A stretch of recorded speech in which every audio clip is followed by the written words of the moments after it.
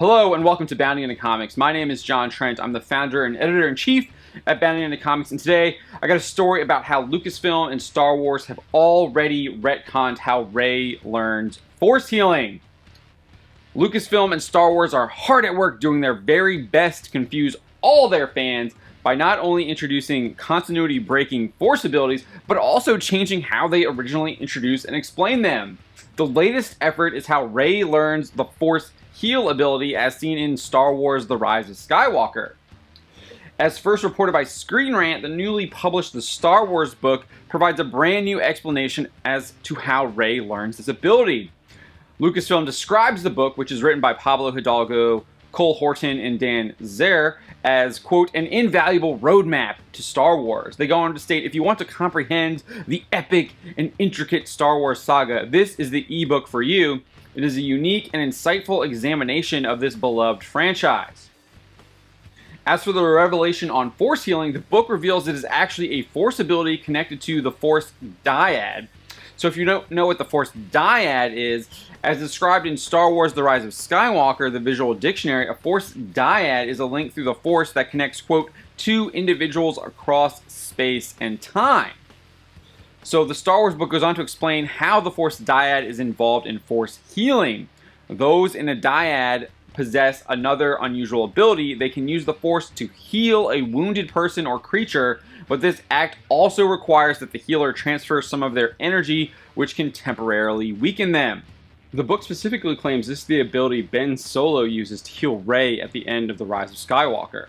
Quote, after their battle with Darth Sidious, Ben Solo sacrifices his life and all of his Force energy to bring Rey back from the dead. It looks like it can also do a little more than just, quote, temporarily weaken them.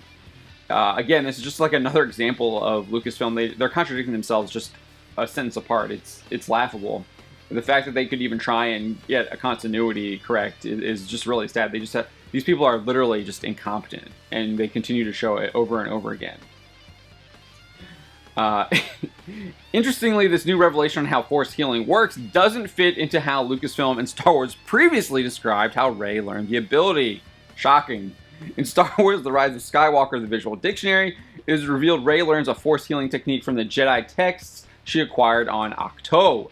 The visual dictionary explains, quote, Rey is fascinated by the arcane healing techniques described in the chronicles of Bruce Boo and uses the underpinnings of such teachings to heal the broken kyber crystal in her lightsaber. This version of how Rey learns Force healing is also echoed in the novelization of The Rise of Skywalker. While retelling how Rey uses Force heal to heal the Vexus, the snake-like creature seen on Pisana, author Ray Carson writes, quote, she was acting on pure instinct now. Rey closed her eyes, reached for the Force. Whenever she fought or leapt through the jungles of Ajan Kloss, or mind-tricked a stormtrooper into releasing her shackles, she channeled the Force, using it for her own advantage in some way. But this would call for a different technique, something she learned from the Jedi texts when she was mending Luke's kyber crystal. This time she would give. A hum resonated in her chest as she gathered something inside her, offered it up to the serpent, her own energy, her own life. It was part of the Force too, and she didn't have to keep it all to herself. She felt the Vexus calming, its pain was receding. Rey, in the novelization, would later explain, I just transferred a bit of life, Force energy from me to him. Carson would later reveal that this healing of the Vexus actually somehow opened up new avenues in the Force, similar to like a skill tree in an RPG. She explains, healing the Vexus had exhausted her, but it had also opened up new avenues of the Force to her. Something about both giving and taking, about a more perfect oneness than she'd understood before. She yearned to talk it over with Leia.